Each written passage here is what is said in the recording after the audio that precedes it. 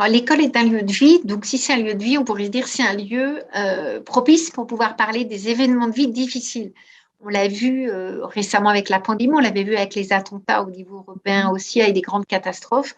L'école est souvent un lieu qui est interpellé par les parents et par les autorités pour organiser des temps de parole. Ce que l'on sait aujourd'hui, en Europe, on est deux chercheurs, Thierry Bobet et moi-même, à travailler sur les impacts des groupes de parole sur les enfants.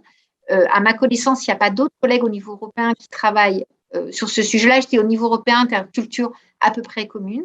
Il y en a peut-être individuellement, mais en termes de chercheurs, il n'y en a pas, à ma connaissance en tout cas. Ce que l'on sait, c'est que les groupes de parole en groupe classe peuvent être extrêmement délétères. Un groupe classe, c'est 30 enfants, 27, 22, 20, selon les classes. C'est un groupe d'enfants qui ont des histoires différentes. Si on a un enseignant qui est décédé, par exemple, ils n'ont pas forcément les mêmes liens avec cet enseignant. Des fois, ils se sentent très proches de lui, des fois, ils le détestent. Et dans un groupe, on va avoir des expressions individuelles. Ce qui est extrêmement précieux, c'est d'offrir, on n'impose jamais, des espaces de parole qui peuvent être individuels, qui peuvent être des petits groupes, qui peuvent être des groupes 10-15 où on a le temps de parler, mais on essaie d'éviter d'imposer, comme on l'a trop souvent fait, parce que ça, c'est extrêmement délétère. Les enfants, les ados nous disent, on les a forcés à parler. C'est insupportable. Quand on est face à un événement traumatique, on peut avoir besoin de parler à un moment donné et pas à un autre moment donné. Et ce qui est important, c'est de penser la temporalité. On l'a vu lors des attentats en France, on a beaucoup travaillé sur ce sujet-là. Ça a été important à un moment donné d'être présent. Il y a des enfants, des ados qui ont souhaité à d'autres moments parler et on essaie de s'ajuster. C'est compliqué dans un établissement de 1000 élèves de s'ajuster aux 1000 élèves, mais de pouvoir penser des espaces différents, d'éviter d'arriver comme on essaye d'arriver avec un prêt à penser, un prêt à agir qui serait le même pour tout le monde. Chaque établissement, si vous avez le deuil d'un enseignant dans telle école, ben, peut-être que la dynamique scolaire fait qu'on aura besoin d'intervenir là. Peut-être que non, parce que ça va être géré autrement. On se laisse la possibilité de bouger, de changer.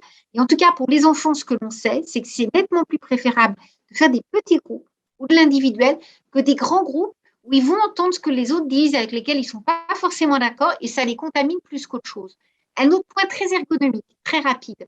Ce que l'on a appris, c'est qu'intervenir pour parler de ses émotions face à des choses très douloureuses, très difficiles comme les deuils ou les pertes ou les drames comme les attentats, des catastrophes naturelles, dans la classe, qui est un lieu d'apprentissage, qui est un lieu de vie.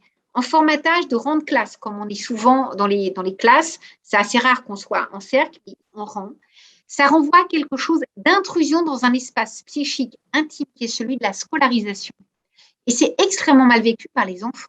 Ça, c'est quelque chose qu'on a appris, qu'on ne savait pas, qu'on a appris du fait du nombre de prises en charge que l'on peut faire en situation d'urgence. Il est nettement préférable d'organiser dans une salle annexe, par exemple en collège, en lycée, dans les salles de permanence, éventuellement à la cantine, dans un gymnase, des cercles, où chacun se voit, mais pas dans la classe et surtout pas en ergonomie scolaire. Tout comme quand on accueille des parents en début d'année pour expliquer comment la classe va fonctionner, on voit qu'il y a des enseignants qui laissent les rangs de classe et les parents s'assoient à la place de leur enfant. Et des fois, ils se disent, ah bah tiens, il est au fond de la classe, comme moi quand j'étais plus jeune.